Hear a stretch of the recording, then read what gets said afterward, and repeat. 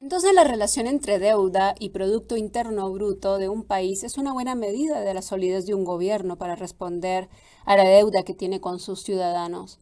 A nivel global, ¿sabes cuál es la relación media entre deuda y PBI? La tasa de relación de deuda PIB media global es actualmente de alrededor del 102%.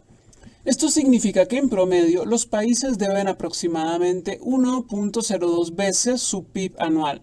Sin embargo, existe una amplia variación de tasas de relación deuda-PIB entre los países.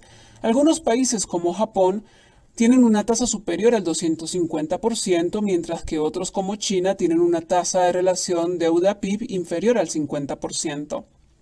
Efectivamente, la tasa de relación deuda-PIB es una medida de la capacidad de un país para devolver sus deudas y una alta tasa puede ser un síntoma de problemas financieros, pero no siempre. Por ejemplo, Japón tiene una tasa de relación deuda-PIB muy alta, pero también es un país muy rico. Otros factores, como el tipo de interés de la deuda y la tasa de crecimiento económico del país, también deben tenerse en cuenta. Los 10 países con las tasas de relación deuda-PIB más altas en el 2022 fueron Japón, con el 256%, Grecia con el 193%, Italia con el 151%, Líbano con el 145%, Portugal con el 138%, Argentina con el 132%, Chipre con el 120%, Senegal con el 117% y Jamaica con el 116%. Supongo que esas cifras solo se refieren a la deuda pública a nivel nacional. ¿Qué pasa con la tasa global media de relación deuda-PIB, teniendo en cuenta la deuda pública y privada combinada? ¿Tienes idea? La tasa media de relación deuda-PIB mundial, combinando deuda pública y privada, fue del 349% en 2022. Esto significa que, en media, por cada dólar de PIB había 3.49 dólares de deuda. La tasa de relación deuda-PIB más alta se encontraba en los países de altos ingresos como Japón con el 221%, Italia con el 146% y Grecia con el 212%. Los países de bajos ingresos tenían tasas de relación deuda-PIB más bajos, pero estas tasas también estaban aumentando. Por ejemplo, la tasa de relación deuda-PIB de China aumentó del 62% en 2007 al 221% en 2022. La tasa de relación deuda-PIB ideal es un tema de debate, pero la mayoría de los economistas coinciden en que debería ser inferior al 100%. Una alta tasa de relación deuda-PIB puede socavar la confianza en un país y dificultar que pueda pedir dinero prestado en el futuro, lo que aumenta las tasas de interés de los préstamos ya adquiridos y socava aún más la capacidad de pago de ese país. Una vez más, creo que esas cifras son bastante conservadoras porque asumo que estás hablando de la deuda a nivel nacional, que en muchos casos ignora la deuda de las entidades territoriales subnacionales como ciudades, provincias y departamentos. Entonces, ¿qué pasa si acumulamos la deuda de las ciudades más grandes de cada uno de los mayores deudores y comparamos esa deuda con su PIB? No estoy seguro de si hay datos disponibles que nos permitan calcular las cifras exactas. Sin embargo, podemos hacer algunas aproximaciones basadas en los datos disponibles. Según el Banco Mundial, las 10 economías más endeudadas del mundo en 2022 fueron de mayor a menor Japón, China, Estados Unidos, Italia, Francia, Reino Unido, Canadá, España y Brasil. La deuda total de estas 10 economías fue de aproximadamente 300 billones de dólares, en español millones de dólares, 300 millones de millones. Si asumimos que la deuda pública de las 10 ciudades más grandes de cada país es aproximadamente el 10% de la deuda nacional, entonces la deuda pública total de estas ciudades sería de aproximadamente 30 millones de dólares. Si agregamos la deuda privada de las ciudades, la deuda total sería aún mayor. Sin embargo, es difícil estimar la cantidad exacta de deuda privada ya que los datos no siempre se publican. Basándonos en estas aproximaciones, podemos ver que la tasa de relación deuda-PIB para las 10 economías más endeudadas sería muy alta. Por ejemplo, si asumimos que el PIB de estas economías es aproximadamente 100 billones de dólares, entonces la tasa de relación deuda-PIB sería aproximadamente del 300%.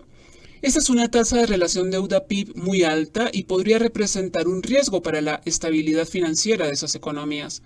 Sin embargo, es importante tener en cuenta que esta tasa no es el único factor que determina su estabilidad financiera. Factores como la tasa de crecimiento de la economía y la tasa de interés también juegan un papel. Interesante. Estos países que has mencionado usan deuda privada y subnacional para expandir su base monetaria. ¿Qué sabes al respecto? Sí, algunos países utilizan deuda privada y subnacional para expandir su base monetaria. Esto se hace a través del proceso de flexibilización cuantitativa del que ya hablamos. Es importante tener en cuenta que el QE no está exento de riesgos. Si los bancos centrales compran demasiada deuda, la capacidad de pago del gobierno se deteriora y la moneda se devalúa. Además, el sobreendeudamiento puede crear burbujas de activos y arriesgar la estabilidad del sistema financiero. Entre los países que han utilizado deuda privada y subnacional para expandir su base monetaria están los Estados Unidos. La Reserva Federal utilizó esta estrategia de forma extensiva durante la crisis financiera del 2008 y la posterior Gran Recesión. Japón. El Banco de Japón usa esta estrategia desde 2001 en un intento de estimular el crecimiento económico. China. El Banco Popular de China también lo ha usado de forma limitada en los últimos años. Es importante tener en cuenta que el uso de deuda privada y subnacional para expandir la base monetaria de un país es un tema controvertido. En resumen, la mayoría de las principales monedas nacionales tienen un alto nivel de endeudamiento y, al parecer, para escapar la cesación de pagos, necesitan hacer crecer sus economías mediante la adquisición de más deuda y devaluación. Sin embargo, no hace mucho, una nación respaldaba el valor de su moneda en función de la cantidad de oro que tenía. Esto se llamaba el patrón oro. Hoy en día las cosas son más complicadas. ¿Cómo respalda una economía avanzada el valor de su moneda en estos días? Estás en lo correcto. En el pasado muchos países usaban el patrón oro, lo que significaba que el valor de su moneda estaba respaldado por ese metal. Esto significaba que si querías cambiar tu moneda por oro podías hacerlo a una tasa fija. Este sistema se abandonó en la década de 1970 y fue reemplazado por el de monedas fiduciarias, cuyo valor no está respaldado por ningún bien físico, sino por el bien intangible de la confianza pública. Entre los factores que influyen en el valor de una moneda se cuentan la fortaleza de la economía nacional que la emite, la demanda de la moneda tanto en el mercado local como internacional y la estabilidad del precio internacional de la moneda, lo cual hace un producto atractivo como reserva de valor.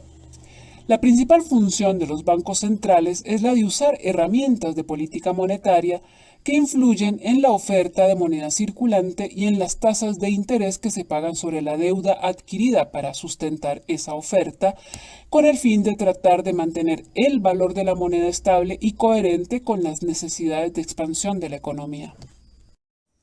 ¿A uno le parecería que como sustento del valor de una moneda, la confianza pública es un sustituto débil del oro?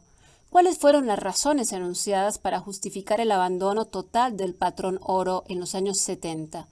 ¿Tuvo eso algo que ver con los precios del petróleo en ese momento? El abandono del patrón oro fue un proceso gradual que tuvo varias causas, entre ellas la creciente dificultad para mantener una cantidad fija de reservas de oro por unidad monetaria, en un escenario de economía mundial creciente y expansión de la base monetaria de los países, pero sin un aumento correspondiente de la oferta de oro. El declinio del sistema de Bretton Woods, que fue el acuerdo entre países al final de la Segunda Guerra Mundial, según el cual los países occidentales fijaban el valor de sus monedas en dólares americanos, mientras que los dólares americanos fijaban su valor en oro.